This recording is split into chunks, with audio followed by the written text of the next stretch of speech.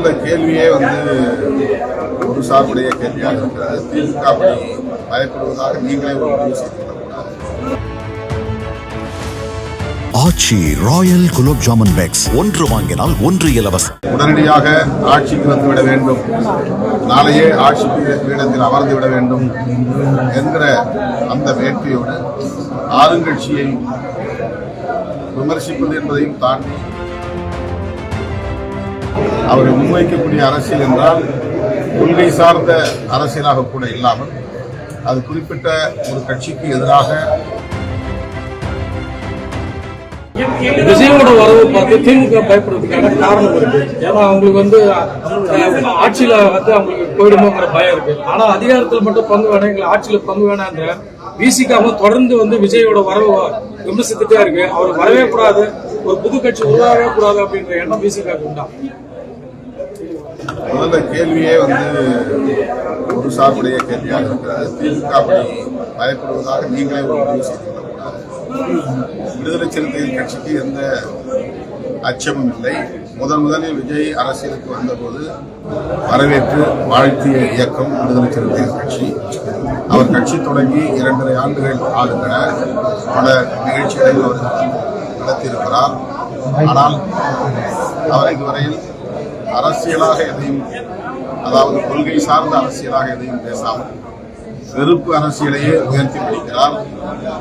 உடனடியாக ஆட்சிக்கு வந்துவிட வேண்டும், நாளையே ஆட்சி பீடத்தில் அமர்ந்து விட வேண்டும் என்கிற அந்த வேட்கையோடு ஆளுங்கட்சியை விமர்சிப்பது என்பதையும் தாண்டி அதற்கு எதிரான வெறுப்பை உமிழ்ந்து கொண்டிருக்கிறார். அதனால்தான் ஜனநாயக சக்திகள் பலரும் அவருக்கு ஒரு அறிவுரை சொல்லக்கூடிய வகையில் அல்லது வழிகாட்டக்கூடிய வகையில் கருத்துக்களை சொல்லிக் கொடுக்கிறார்கள். விடுதலை சிறுத்தைகள் இதுவரையில் தனிநபர் விமர்சனம் எதையும் செய்ததில்லை. அந்த கட்சியை கடுமையாக நாங்கள் விமர்சித்ததில்லை.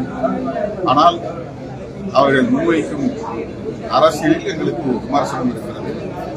அவர்கள் முன்வைக்கக்கூடிய அரசியல் என்றால் கொள்கை சார்ந்த அரசியலாக கூட இல்லாமல் அது குறிப்பிட்ட ஒரு கட்சிக்கு எதிராக, ஆளுங்கட்சிக்கு எதிராக வெறுப்பை உமிழ்வதாக இருக்கிறது என்பதை மட்டும்தான் நாங்கள் சுட்டிக்காட்டியிருக்கோம். மற்றபடி தனிப்பட்ட விமர்சனம் எதையும் நாங்கள் இதுவரையில் வைக்கிறோம். வேலூர் மாவட்டத்தில் 2 தெருத்தொகுதி இருக்கு.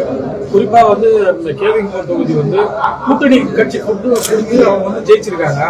தொடர்ந்து திமுக அங்க தோல்வியை தழுவிட்டு வருது. இந்த மாதிரி ஒரு சூழ்நிலை கேவி விடுதலை சிறுத்தைகள் கேட்டு பெறுமா? ஏன்னா 2020 தேர்தல் இந்த மக்களோட உண்மையான ரெப்ரஸன்டேட்டிவ் எதிர்பார்க்கறாங்க.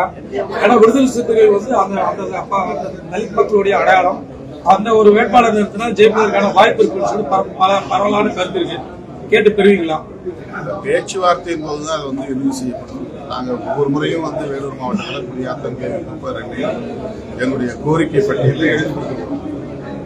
நாங்கள் தமிழ்நாடு முழுக்க குறிப்பிட்ட சில தொகுதிகளை அடையாளம் கண்டு அந்த தொகுதிகளில் எங்களுக்கு ஒதுக்கீடு வேண்டும் என்ற கோரிக்கையை வைத்திருக்கிறோம். பேச்சுவார்த்தையில் வெற்றி வாய்ப்பை எல்லாம் கருத்தில் கொண்டு எண்ணிக்கையை முடிவு செய்து அதன் அடிப்படையில் தொகுதிகளை நாங்கள் தீர்மானித்து வந்திருக்கிறோம். ஆகவே இந்த முறையும் எங்கள் பட்டியலில் அந்த தொகுதிகளில் இடம்பெறும். ஆனால் பேச்சுவார்த்தையில் தான் இறுதி செய்யும். ஆச்சி ராயல் குலோப் ஜாமுன் பேக்ஸ் ஒன்று வாங்கினால் ஒன்று இலவசம்.